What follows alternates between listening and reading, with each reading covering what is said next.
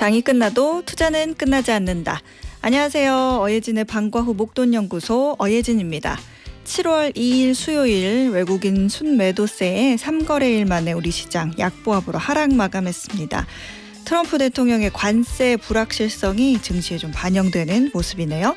코스피는 0.47% 내린 3,075포인트, 코스닥은 0.19% 소폭 밀린 782에 거래를 마감했습니다. 원달러 환율은 2.8원 오른 1,358원 70전에 거래를 마감했습니다. 지금 이곳 목동의 기온은 30.1도. 그렇게 더운 것도 아닌 것 같은데 찜통이 더위 때문인가요? 굉장히 힘든 오후네요. 어예진의 방과 후 목돈연구소 시작합니다. 네, 룰라의 날개 잃은 천사 띄워드리면서 어예진의 방과 후 목돈연구소 문을 열었습니다. 싸바 싸바 이 노래 저도 정말 좋아하는데 네. 최정희님께서 할 일은 쌓여있고 일은 하기 싫고 에어컨이 돌아가도 덥기는 하고 어쩐데요 소장님 그냥 퇴근해서 집에 가고 싶네요. 그럼 안 되겠죠? 소장님 목소리 들으면서 6시까지 잘 버텨볼게요 하셨는데 안 돼요 안 돼. 그렇게 달려가시면 안 돼요. 자 보세요. 일단은 4시부터 5시까지는 시간이 어떻게 가요? 쏜살같이 가요. 휙 간다고요. 그러면 이제 1시간 남았는데 그 1시간은 또 이제 업무 마무리한다고 하면 또 후다닥이거든요. 금방입니다. 일단 1시간은 저한테 맡겨보세요. 네, 최정희님 화이팅이고요. 김학종님께서는 오늘은 쉬는 날이라서 집에서 아내랑 같이 라디오 크게 틀어놓고 듣고 있어요. 그 날개 잃은 천사 싸바싸바 춤 좀 같이 추셨나요? 이 시간이 행복하대요 라고 해주셨거든요. 맞아요. 아마 오늘 미리 예고드리지만 조금 더 행복한 그런 방송이 되지 않을까. 여러분 귀 기울여서 들어주시면 감사하겠습니다. 자, 월요일부터 금요일까지 오후 4시에 문 여는 SBS 라디오 어예진의 방과 후 목돈연구소고요. 무료로 SBS 라디오 들을 수 있는 어플 고릴라 그리고 유튜브 채널 시교라로 함께 하실 수 있습니다. 소통 원하시는 분들은 단문 50원, 장문 100원의 유료 문자 샵 1035 무료 어플 고릴라로 문자 보내주세요. 소개도 해드리고 추첨해서 커피 쿠폰 보내드리겠습니다. 자, 오늘은 장르 불문한 책들이 책장 가득 꽂혀있는 방과 후 북카페 그리고 생생한 지구촌 소식들 만나볼 수 있는 글로벌 톡톡까지 이어집니다.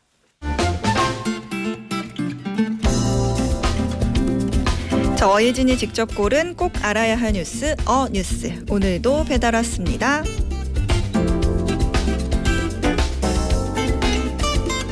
이력서와 자기소개서, 면접 예상 질문 리스트. 요즘 아르바이트 지원하는데 필요한 것들입니다. 편의점 아르바이트 공고가 뜨면 몇 시간 만에 수십 명의 지원자들이 몰립니다. 아르바이트 지원이지만 기업 채용처럼 서류 탈락 문자를 받기도 부지기수죠. 한때 알바 구하기 힘들다고 말하던 사장님들은 사라지고 이제는 구직자들이 일자리가 없다며 울상인 상황. 아르바이트 구직 전쟁이 한창입니다. 구인구직 포털 알바천국에 올라온 올해 5월까지 아르바이트 공고 수는 1년 전보다 20% 넘게 줄었습니다. 3년 연속 감소세긴 한데 올해 하락폭이 훨씬 큽니다.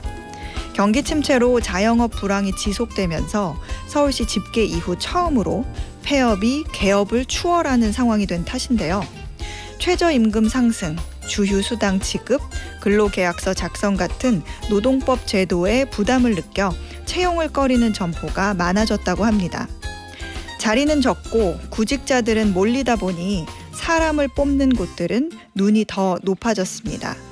한때 원하면 누구든 지원할 수 있는 일자리로 여겨졌던 물류센터도 이제는 출결과 업무 태도 등 지원자의 과거 데이터를 기반으로 채용합니다. 경험 많고 잘 해온 사람이 다시 잘 뽑히는 경력자 우대 흐름이 아르바이트 시장에서도 나타나는 거죠. 또래끼리 경쟁해도 벅찬 상황에서 젊은 세대들은 은퇴 세대, 외국인과도 경쟁해야 합니다. 알바천국에 따르면 올해 첫 5개월 동안 5, 60대 지원자는 2년 전 대비 2배 이상 급증했습니다. 고용주도 근태 성향이 더 안정적인 고령자를 선호하고 낮은 임금에도 불만이 적은 외국인 유학생도 환영하는 추세입니다. 누군가에게는 생계, 누군가에게는 사회로 나가는 첫 단계이기도 한 아르바이트조차 스펙으로 경쟁하게 된 요즘. 노동 시스템이 문제일까요? 경기가 문제일까요? 첫 발을 내딛기도 어려워진 이 상황은 어디서부터 풀어야 할까요? 이상 뉴스였습니다.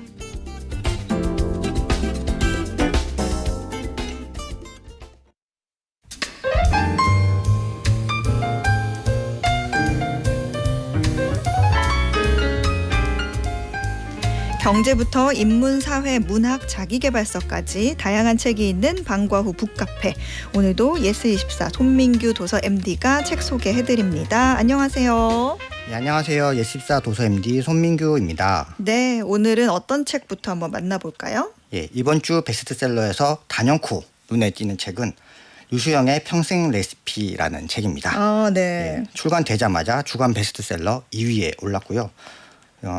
출간되고 실시간 베스트셀러 1위에 올랐다. 이런 뉴스들이 상당히 많이 나올 정도로 화제였습니다.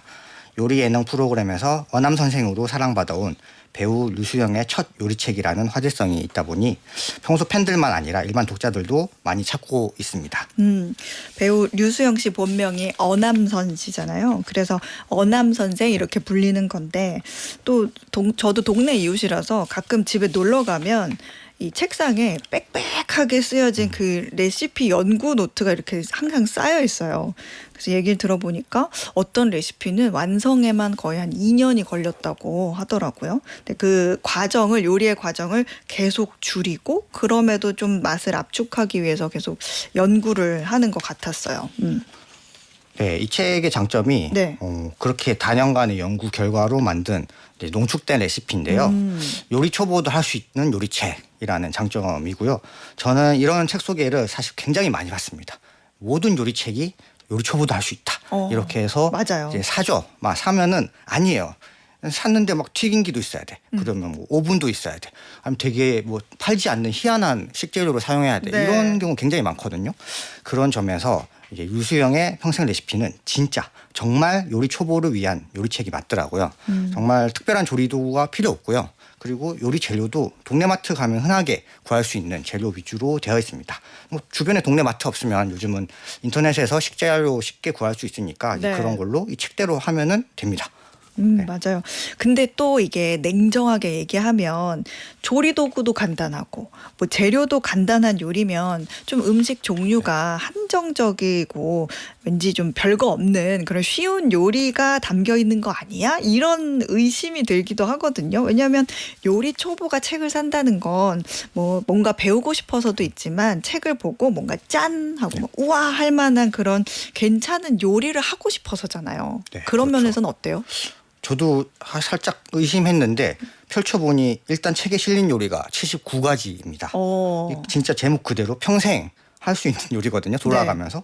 그리고 요리 종류 몇 가지만 말씀드려보면 식당 가서나 먹을 수 있는 그런 메뉴들이 있어요. 뭐 간장게장이라든지 어향가지 이런 특식도 실려 있고요. 또 김밥, 볶음밥, 파스타, 찌개 이런 것도 이제 독특한 레시피 위주로 소개되어 있어서 식당 아니라 일반 집에서 해먹지 못했던 맛을 느낄 수 있습니다. 또 하나 장점이 어남 선생만이 아니라 이 류수영 배우분이 예능을 출연하면서 다양한 그 셰프님들이랑 교류를 했잖아요. 이런 그 우리나라 최고의 이 셰프랑 교류하면서 느낀 그런 꿀팁 같은 것도 많이 나와 있습니다. 뭐 이건 이연복 셰프로부터 받은 노하우다 이런 공개도 하고 있고요. 또 류수영 분 배우자분도 많이 등장하거든요. 이 요리는 아내가 아이디어를 줬다. 이런 부분도 있습니다. 전 얘기 들어보면 그 하나의 레시피를 위해서 10번 넘게 계속 시식을 해야 된대요. 굉장히 괴롭다. 그 중에 몇 개는 저희 집으로도 오거든요. 어땠습니까? 정말 맛있어요. 저의 인생 요리들이 몇 가지 있어요. 그래서 그 레시피 중에 하나도 책에 들어가 있더라고요. 역시 오 소장님도 이제 보장하는 좋은 요리책인 것 같고요. 저는 그 책을 좋아하는 독자 입장에서도 단순한 요리책인 게 아니라 여기에 이제 포토 에세이 느낌으로 배우 류수영 분의 사진과 또 그 요리에 관한 철학도 실려 있거든요. 뭐 요리는 나를 위해서 하는 행위이기도 하지만 이타적인 행위다. 또는 뭐 요리는 연기보다도 더 감정을 요구한다. 이런 요리 철학에 관한 부분도 굉장히 좀 인상 깊었습니다. 그렇군요. 이게 저도 이렇게 영상 보고 레시피 따라 하거든요. 근데 이제 영상을 보고 하게 되면 따라 하다가 잠깐 멈추고 다시 돌렸다가 못 들었어 다시 이렇게 가서 하는데, 책을 저도 직접 내돈내산해서 샀는데 이렇게 책으로 펼쳐서 보니까 훨씬 수월하기는 하더라고요. 근데 아마 저랑 같은 마음이신 청취자분들이 많이 계실 것 같은데, 그렇지 않아도 이제 아시는 분들은 아시죠. 제가 저희 청취자분들을 위해서 동네 이웃이자 또 그 아저씨뻘 되는 저희 또 어씨 종친입니다. 그래서 류수영 씨, 우리 어남선 씨에게 책 출간 전에 공약을 하나 받아냈거든요. 그래서 베스트셀러가 되면 우리 어방목 방송에 우리 청취자분들, 가족분들께 요리책을 선물하겠다, 이 공약을 제가 약속을 받아냈는데 보란 듯이 출간하자마자 베스트셀러에 올랐더라고요. 그래서 배우 류수영 씨가 우리 어방목 청취자분들께 쏘는 책 선물 보따리를 풉니다. 류수영의 평생 레시피 책 받고 싶으신 분들은요, 지금부터 문자 말머리에 류수영이라고 써서 단문 50원, 장문 100원의 유료 문자 샵 1035로 보내주세요. 5분 추첨해서 책 선물 보내드리겠습니다. 자, 그러면 이제 다음 책도 얼른 만나볼까요? 예, 이번 주 경제경영 분야에서 12위 차지한 책이고요. 부동산 투자 황금 로드맵이라는 책입니다. 부동산 집 문제가 정말 이제 뜨거운 주제잖아요. 네. 집값이 오르면 무주택자가 느끼는 박탈감이 상당히 크고요. 또 집주인들도 집값 올랐다고 해서 마냥 행복하진 않거든요. 네. 보유세, 종합부동산세 올라가니까 세부담 커지지 않습니까? 저는 부동산 문제를 겪을 때마다 월든이라는 책에서 이런 문장이 떠오르거든요. 헨리 데이빗 소로가 쓴 월든이라는 책이고요. 문명이 인간의 생존 상태를 개선했다고 단언하려면 값을 올리지 않고도 더 많은 주택을 생산할 수 있어야 한다. 이게 1854년에 나온 책인데 미국에서도, 대한민국에서도 결국 집값 잡는 데 성공한 정부가 없는 것 같습니다. 대한민국도 정말 수도권 일부 지역이 가파르게 집값이 오르면서 중요한 정책이 발표됐죠. 이제 그런 중에 부동산 투자 황금맵이라는 책이 나왔고요. 네. 또 부동산 책으로는 오랜만에 이제 베스트셀러 목록에 등장했습니다. 이 책은 사이클을 중요하게 생각합니다. 이제 상승장과 하락장을 보는 시선이 중요하다고 강조한 책이고요. 공교롭게도 이 책이 나오고 나서 지난주 정부에서 부동산 대출 관련하여 강력한 규제 정책을 발표했습니다. 수도권과 규제지역 중심으로 주택담보대출 한도를 6억 원으로 줄였고요. 또 대출로 집을 샀을 경우에는 6개월 내 실거주해야 합니다. 기존 다주택자 같은 경우는 신규로 주택담보대출을 받을 수가 없죠. 네. 제가 또 부동산 전문가가 아니기 때문에 네. 이 정책이 옳다, 그르다, 또 앞으로 전개될 거다라고 예측할 주제는 아닌 것 같고요. 다만 정부가 이번 정책으로 메시지를 확실히 전달했죠. 무리하게 빚내지 말라. 또 집은 웬만하면 한 채만 갖고 있어라. 이런 메시지를 전달했습니다. 그렇기 때문에 오히려 똘똘한 수도권 내 집 한 채 기조는 계속 이제 유지가 되지 않을까라는 생각도 했습니다. 그렇군요.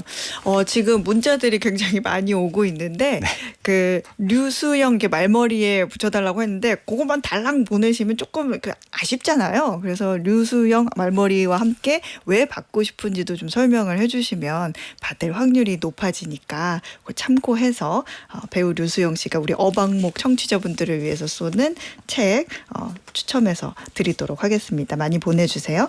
저는 1위 하면 한번 류수영 배우분이 나와주시는 것도 좋을 것 같은데요.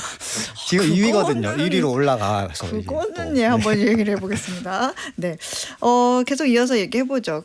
안 그래도 이번에 부동산 정책 때문에 조금 절망하신 분들도 많으신데 일부 이거는 고가 주택 대상 어떤 핀셋 규제가 아니라 모두에게 해당되는 거기 때문에 결국에는 현금 부자만 집 사라는 거냐, 집 사기는 글렀다, 이런 아쉬운 소리도 나오고, 반면에 좀 단기적으로 굉장히 강력한 수요 억제 효과를 낼 수 있을 것 같다, 그런 반응도 또 있고, 장기적으로는 글쎄 공급이 괜찮을까, 공급에 대한 문제가 해결되지 않으면 이게 계속 가겠냐, 이런 얘기도 있고, 아니면 이게 개별 그런 주택 부채, 가계 부채 이런 것들을 막더라도 어딘가에서는 또 풍선 효과가 나올 수 있지 않겠냐, 이런 양쪽의 의견이 다 반반으로 나오는 것 같거든요. 어떠세요? 이 책은 사회초년생 염두에 두고 쓴 책이고요. 네. 이 책이 그 얘기하는 숫자는 굉장히 좀 매혹적입니다. 매년 2,500만 원씩 12년간 투자를 하면 20억이 된다라고 얘기를 하고 있고요. 대한민국의 뭐 수도권 중심의 부동산 시장에서는 그대로 실행이 됐다라고 얘기를 하는데요. 이 방법이 뭐냐면 그러니까 그 우리나라는 전세 제도가 있지 않습니까? 네. 전세와 실매매가가 있고 여기에 이 차액이 있는데 집주인이 전세 사는 사람보다 돈이 없어도 살 수 있는 구조인 거죠. 이걸 사서 여기서 말하는 건 4년이거든요. 4년에 한 번씩 팔면서 4년마다 수익률 100%를 그 이룩하면 12년 후에 20억이 된다라고 얘기를 하는 거예요. 그러니까 사실 내가 집은 있지만 들어갈 수는 없어요.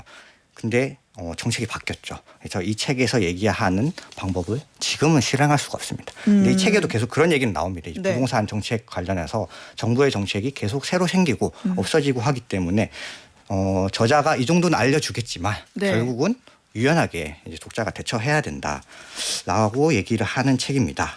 다만 뭐 여전히 이제 인사이트를 얻을 수 있는 부분은 네. 상승장과 하락장 을 판단할 때 어떤 기준으로 판단해야 하는지를 알려주거든요. 네, 그렇군요. 어쨌든 사이클을 좀 판단하는 시야가 필요한데 그거에 참고될 수 있는 내용이 좀 책에 들어있다. 네. 상승장이냐 하락장이냐 이런 것들은 이제 사실 투자하는 사람한테는 좀 중요한 정보긴 한데 실거주를 목적이라면은 굳이 중요하게 안 봐도 되지 않을까 이런 생각이 들 수도 있거든요. 어떤 분들은. 근데 그렇죠. 부동산이라는 게 오르면 또 대부분 다 오르고 또 내릴 때는 뭐 굳이 강남 상구가 아니라면 또 같이 내리잖아요. 네. 그 실수요자도 뭐 웬만하면 비싸게 팔고 이사 갈 때 싸게 사고 싶어 할 텐데요. 여기서 이 책에서 말하는 그 하락장 신호랑 이제 상승장, 강세장의 신호 같은 것도 도움이 많이 될 텐데요. 이제 여러 가지 그 징후 중에 하나는 정부가 굉장히 강력한 정책을 실행했다. 이러면 약간 하락장, 약세장의 시작으로 볼 수도 있다라고 얘기를 하고 있고요. 네. 근데 다만 부동산이든 주식이든 투자하는 사람들이 하는 얘기가 있잖아요. 하락장도 30%까지만 빠진다 이런 얘기를 하거든요. 그러니까 아무리 하락장이 와서 엄청난 위기가 와도 고점 대비 30%까지는 열어두고 이제 대비를 하라 이런 얘기를 하고 있는데요. 근데 워낙 또 요즘은 그 집값이 높아진 거라서 네. 뭐 예전에 10억에 30%면 3억인데 30억에 30%면 9억이 된 거니까 적절한 뭐 정부 대책을 살피면서 개인 차원에서 현명하게 대처하시는 게 필요한 것 같습니다. 네, 부동산 뭐 집값은 정말 중간이 없는 것 같아요. 다음 책은 어떤 책이죠? 제가 그 부동산 투자 황금 로드맵 얘기할 때 한 가지 잊었던 게 뭐냐면 이 책은 그 주거용 부동산 아파트 위주로 얘기를 하는데요. 네. 대한민국 주거 문화가 좀 독특합니다. 우리 국민들 대부분이 아파트에 살고 있는데 여기에 대한 분석으로 국토가 좁고 인구가 많으니까 도시화 문제에서 그 도시화 문제를 해결하기 위해 주거 문화로 아파트가 최적이었다라고 얘기를 하는데요. 네. 갑자기 화제 전환이지만 대한민국 사람들 대부분이 아파트에 살고 있습니다. 네. 그럼 대한민국의 동물들은 어디서 살고 있을까요? 뭐 우리나라 사람들 뭐 강아지나 고양이 뭐 다양한 반려동물 키우고 있으니까 아파트나 뭐 그런 주택 이런 데 많이 살 테고 뭐 야생 동물들은 숲이나 산 이런 데 많이 살고 있겠죠? 네, 맞습니다. 그래서 산에 살고 있는 동물에 관한 책을 하나 준비했는데요. 네. 이제 그 사람들은 아파트에 살면서 이런 문제가 있는데 이제 대한민국 동물들은 어떻게 살까에 대한 책입니다. 곽재식 작가가 쓴 팔도 동물 열전이라는 책이고요. 저는 이 책에 들어가는 말부터 약간 제가 알던 상식과는 반대된 내용이라 충격을 받았거든요. 저는 그 대한민국의 자연이 거대하고 뭐 이렇다는 인상은 받아본 적이 없어요. 아무래도 뭐 그 아프리카의 대초원이나 이런 데 비하면 대한민국은 맹수도 없는 것 같고 좀 그런 것 같았는데 곽재식 작가가 던지는 질문은 이렇습니다. 세계에서 숲 비율이 가장 많은 나라는 어느 나라일까? 여기에 대해서 이제 OECD 기준으로 대답하면 1위는 핀란드이고요. 네. 73%가 숲인 나라입니다. 대한민국은 몇 위 정도일까요? 뭐 우리나라도 뭐 70% 이상이 숲이니까 높지 않을까요? 2등, 3등? 네. 수장님께 다 잘 맞추시네요. 아, 그래요? 네. OECD 국가, 그러니까 자본주의 산업화가 진행된 나라들 중에서는 네. 굉장히 상위권입니다. 4위. 4위. 예. 대한민국보다 숲 비율이 높은 나라는 핀란드나 스웨덴, 일본밖에 없죠. 그만큼 숲이 많은 나라가 바로 대한민국이고 뭐 비록 맹수, 호랑이 같은 맹수는 없지만 고란이나 너구리나 멧돼지 같은 개체들이 굉장히 좀 살기 좋은 나라가 바로 대한민국. 입니다. 그렇군요. 이거 쓰신 분이 과학자이자 소설가인 곽재식 작가인데 좀 동물을 입체적으로 다루지 않았을까 그런 생각이 들거든요. 네, 그 곽재식 작가가 과학자이다 보니 이 동물들에 대해서 생물학적인 정보도 다루고 또 한국 민담에 굉장히 관심이 많습니다. 한국 괴물백과라는 책도 인기가 많았는데요. 고라니 설명하면서 삼국사기에 등장한 그 옛날 얘기를 하는 거죠.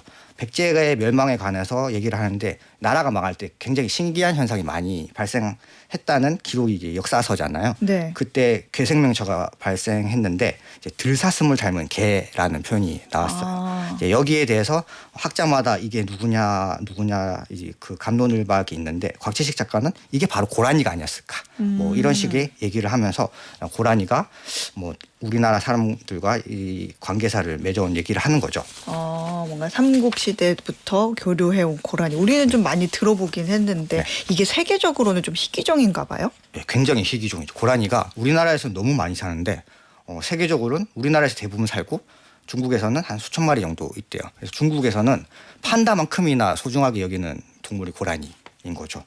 뭐 이런 얘기를 하고 있고 여기 비해서 여우 같은 경우는 굉장히 좀 다른 얘기를 하고 있습니다. 여우는 세계적으로 흔한데 대한민국에서는 어느 순간 자취를 감춰버린 그런 동물들이고 왜 자취를 감췄는지에 대해서는 산업화 이후로 우리나라가 그 쥐를 없애기 위해서 독약을 많이 뿌리죠. 쥐약을 뿌리면서 이것들을 잡아먹고 여우가 뭐 사라졌다.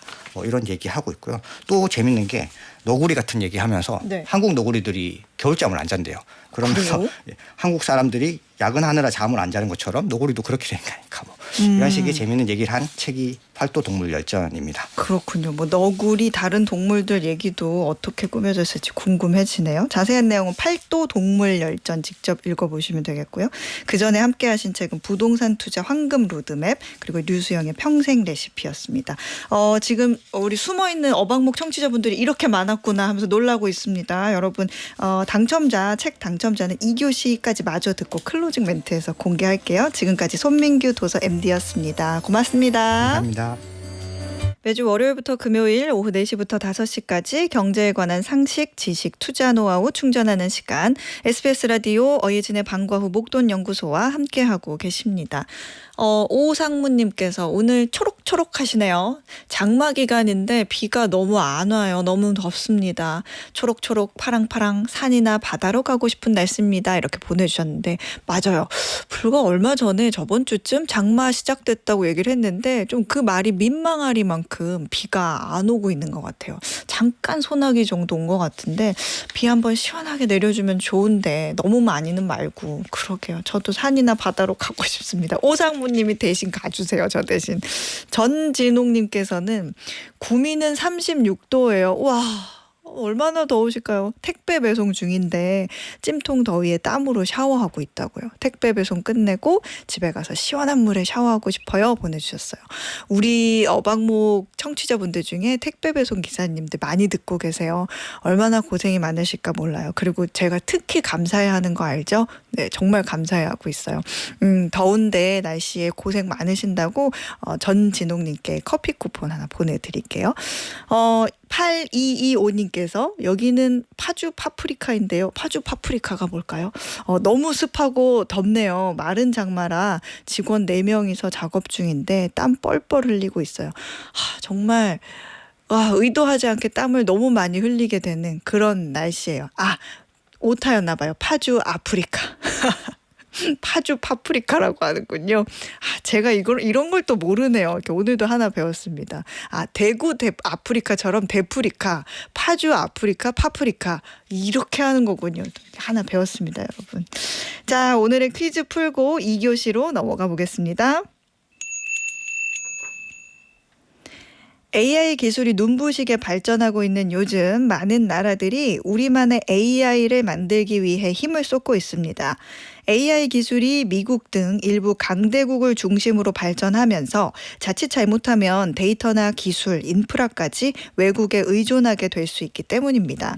그래서 요즘은 국가가 스스로 개발하고 운영하는 AI, 즉 주권이 있는 AI를 갖추려는 움직임이 활발한데요. 여기서 문제 나갑니다. 영어로 자주적인, 주권이 있는 이라는 뜻을 담고 있는 이 AI를 뭐라고 부를까요? 자, 보기 있습니다. 1번 울버린 AI, 2번 아이린 AI, 3번 소버린 AI. 정답 아시는 분들은 단문 50원, 장문 100원의 유료 문자 샵 1035나 무료 어플 고릴라로 보내주세요. 당첨되신 분들 가운데 추첨해서 편의점 상품권 보내드리겠습니다.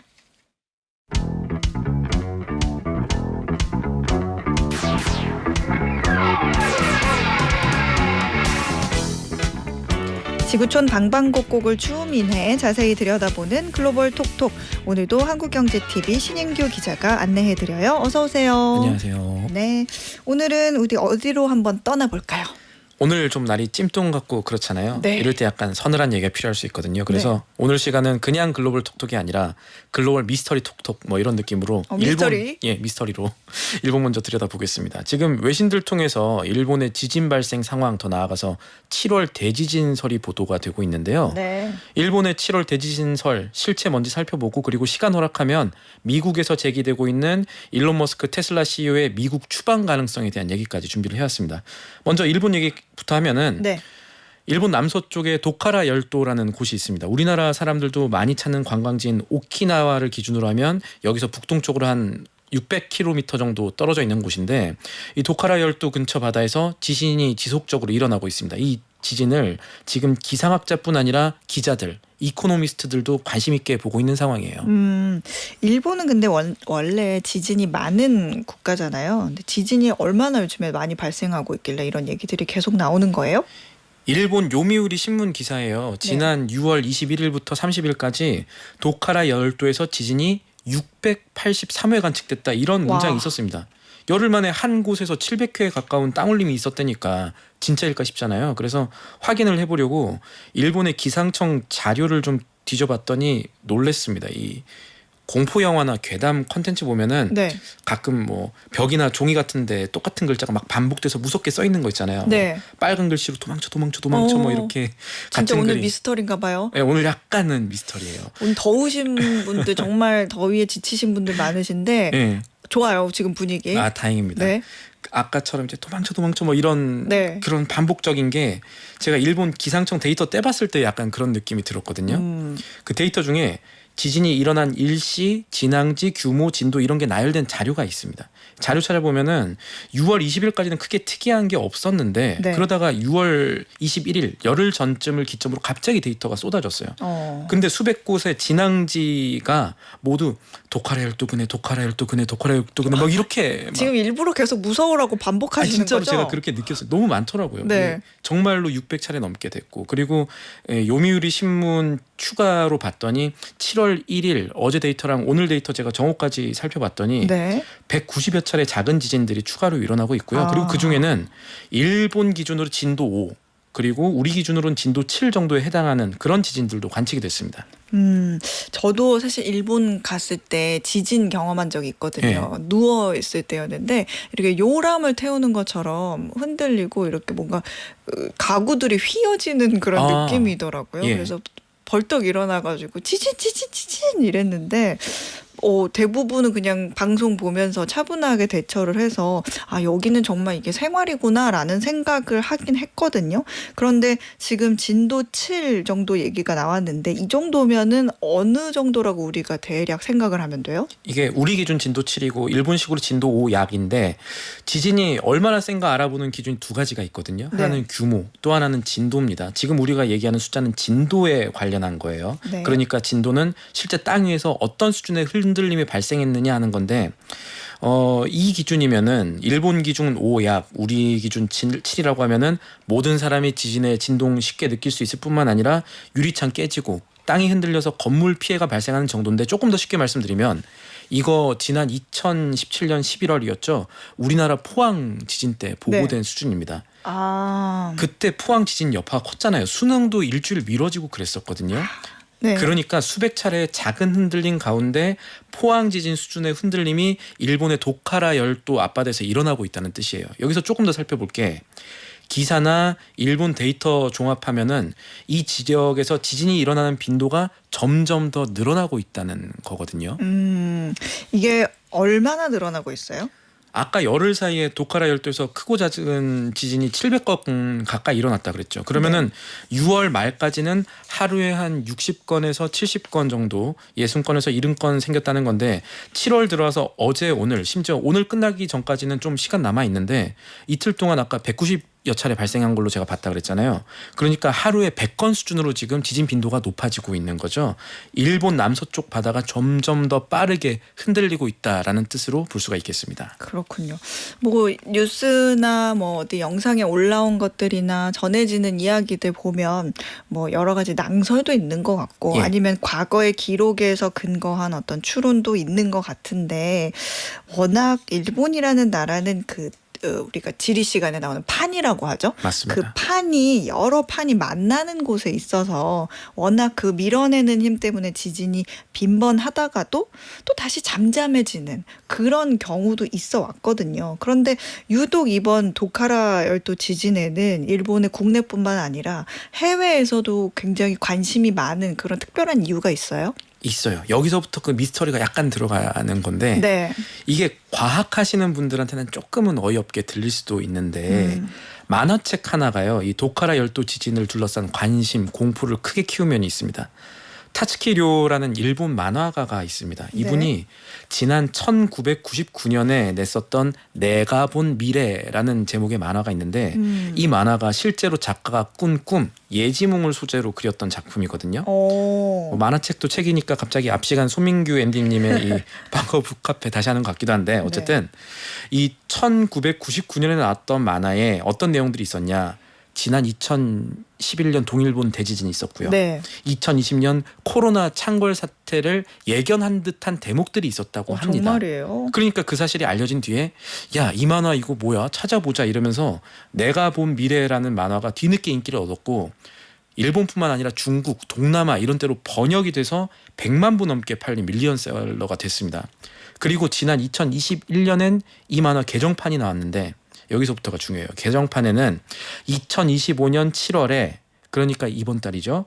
일본과 필리핀 해 가운데 있는 해저가 분화를 해서 태평양 주변에 쓰나미가 밀려든다는 내용이 만화에 있었습니다. 만화에 있었고 그런데 이 내용이 알려지면서 실제로 올해 4월, 5월부터 홍콩, 중국 관광객들이요. 원래 일본 많이 온대요. 6월, 7월에 일본의 여름 관광 일정, 호텔, 항공편 취소하는 사태가 대규모로 벌어졌대요. 이게 사태라고 할 수가 있는 게 노무라 종합연구소라고 일본 1위 글로벌 컨설팅 회사가 있습니다. 이 회사 보고서가 하나 나와요. 7월에 대지진 우려로 인한 일본 관광 산업 영향 분석이 어느 정도냐 봤더니 일본의 지진을 걱정해서 관광객들이 여행을 취소한 영향으로 일본의 관광 산업이 5,600억 엔, 우리 돈으로 치면 이거 5조 원 넘거든요. 5조 3천억 원에 이르는 피해를 단기적으로 요거 때문에 입을 수 있다라고 봤습니다. 그래서 또 한편으로는 일본 여행 취소하고 여름에 한국으로 오는, 한국 찾는 중국, 홍콩, 동남아 분들이 분명히 있을 거예요. 다른 시각에서 또 보면은 참 이 상황이 어떻게 보면 희한한 게요. 사실 엄밀히 따지면은 이 도카라 열도라는 게 지리적으로 위치가 오키나와 쪽 일본 열도 남서부에 있다고 했잖아요. 여기서부터 중국의 상하이까지 거리를 보면은 직선 거리로 한 800km 정도 되거든요. 근데 도카라 열도랑 관광지로 유명한 오사카 있잖아요. 오사카는 거리가 1100km 정도 됩니다. 그러니까 만약에 정말로 도카라 열도에서 만화책의 예언대로 어떤 쓰나미가 시작이 되면 거리상 중국 샹하이가 오사카보다 피해를 더 많이 입을 수도 있는 거잖아요. 직선거리 가까우니까. 그런데도 일단 사람의 심리라는 게 야, 일단 일본은 피하자. 이렇게 이어져서 국가 관광 산업에까지 큰 영향을 주는 이슈로 발전을 하고 있습니다. 이게 지도를 보면 그 중국과 그 이 도카라 열도 사이에 조금만 올라가면 제주도도 있고 우리나라가 껴있잖아요. 그렇죠. 그래서 왜 예전에 기억하세요? 미얀마 지진 굉장히 크게 났을 때 미얀마의 지진 피해뿐만 아니라 더 멀리에 있는 태국 방콕의 피해들이 굉장히 뉴스에 많이 보도가 났었어요. 그런 개념으로 생각을 하면 일본 이 도카라 열도에서 지진이 났을 때 그게 딱 그 지진의 힘이 쭉 타고 와서 힘을 잃지 않고 왔을 때 그럼 우리나라 괜찮은 거야? 부산 괜찮아? 제주도 괜찮아? 이런 식으로 걱정을 할 수도 있을 것 같아서 저는 그 부분은 잠깐 설명드리면은 네. 판의 위치를 봤을 때 네. 보통 이제 이 도카라 열도보다 일본 쪽에서 걱정했던 거는 난카이 해곡 대지진이라고 해서 약간 조금 더 남쪽에 있는 그쪽이 판이 많거든요. 아까 네. 소장님이 말씀하신. 그래서 쓰나미와 같은 그런 피해들 또 판의 구조들을 보면 이 지진들이 우리나라까지 큰 영향을 미칠 가능성은 조금 덜하다라고 과학자들이 그렇게 분석을 하고 있긴 합니다. 그러니까 우리나라 분들은 조금 덜 걱정을 원하셔도 돼요. 미스터리로만 받아들여도 일단은 될 것 같습니다. 그렇군요. 예. 박은희님께서는 아드님이 일본 여행 계획했다가 취소했다고 너무 무섭다 이런 문자도 보내주셨어요. 어쨌든 과학의 영역으로 좀 봤을 때는 지금 도카라 열도에서 일어나는 지진이 어떤 초대형 지진으로 발전할 가능성이 있느냐 이게 좀 요점인 것 같은데 그렇죠. 이 얘기는 어떻게 나와 있어요? 일단 지진이 커질 수도 있느냐는 가능할 것 같답니다. 그런데 이제 이 7월에 대지진설이 워낙 이슈가 되다 보니까 일본은 당연하고 가장 최근에는 대만에서도 이거 관련한 학술 포럼이 있었더라고요. 이 공개된 내용들 살펴보니까 일단 현재 어떤 과학자들도 이 만화에 나온 것처럼 그때는 2025년 7월 5일 날 대지진이 일어날 것이다. 뭐 이렇게 역산을 작가가 인터뷰를 하기도 했더라고요. 네. 이런 식으로 날짜 시간을 예측하는 거는 불가능하다라는 건 전제로 했고요. 조금 더 들어가서 그럼 이게 얼마나 클 수 있느냐에 대한 게 중요하잖아요. 과학자들이 얘기한 내용 찾아보니까 그 만화에 포함된 내용 가운데 적어도 실제로는 일어날 수 없는 것들이 있다고 합니다. 뭐냐면은 만화에 따르면요.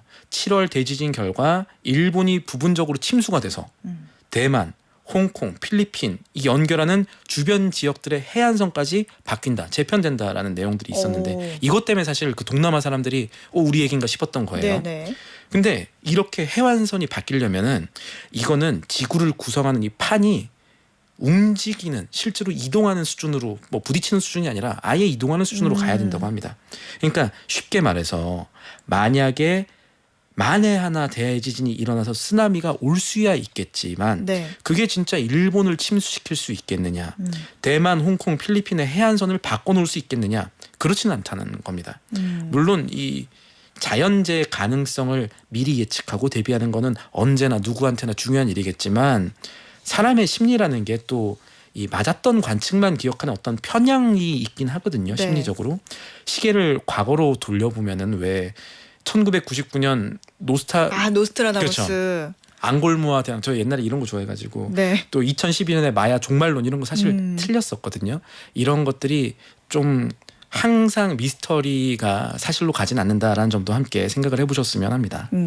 과도한 공포까지는 그렇죠. 아니더라도 그런 얘기가 있구나. 지진이 이 정도로. 점점 발생하는 것까지는 사실이니까 조심은 할 필요가 있다, 이 정도로. 알겠습니다. 지진 이야기는 여기까지 하고 다음 이슈도 한번 보죠.